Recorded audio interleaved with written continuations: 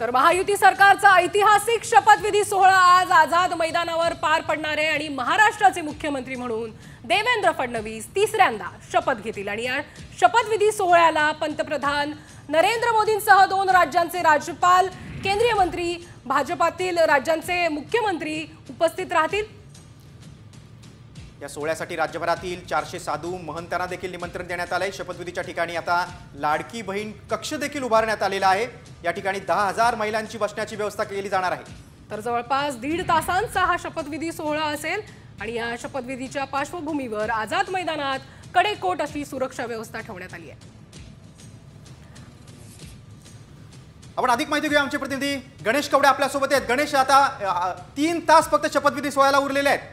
कोण कोण राज्यभरातला कोण कोण तिथे दाखल झालेले आहे, काय माहोल आहे आझाद मैदानात, सांगशील?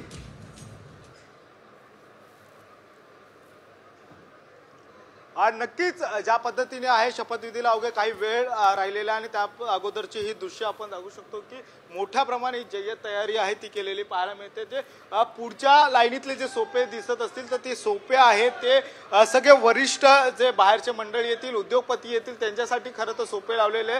त्या मागचा जर रो बघितला असेल तर आमदार खासदार यांच्यासाठी लावण्यात आलेले, कला क्षेत्रातील देखील आहेत त्यांच्यासाठी हा रो आहे तो लावण्यात आले। तर दुसरीकडे बघू शकतो की सर्व आमदार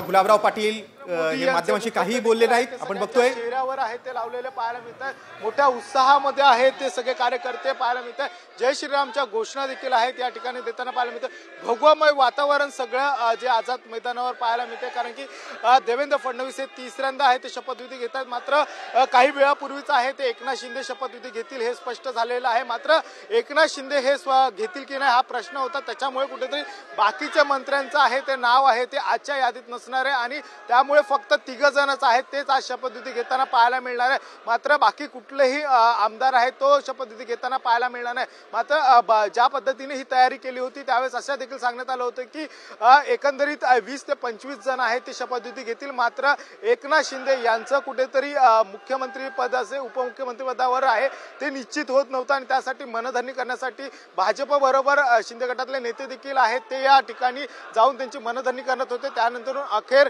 एकनाथ शिंदे आहेत ते शपथविधी घेण्यासाठी तयार झालेले आहेत। त्यामुळे कुठेतरी बाकीच्या आमदारांचा आहे तो शपथविधी आज होणार नाहीये, तर तो नंतर पुढे ढकलण्यात आलेला आहे। मात्र आज फक्त 3 जणांचा शपथविधी होणार आहे आणि आपण जर दुसऱ्या बाजूचा जर स्टेज बघत असेल तो तिथे बँड पथक आहे, शपथविधीच्या वेळेस आहे तो बँड पथक त्या ठिकाणी वाजवला जाणार आहे। त्याचबरोबर अजय अतुल यांची गाणी देखील आहे तीच या ठिकाणी सादर देखील केली जाणार आहे। अशी जय्यत तयारी आहे ती सध्या आझाद मैदानाला लाखो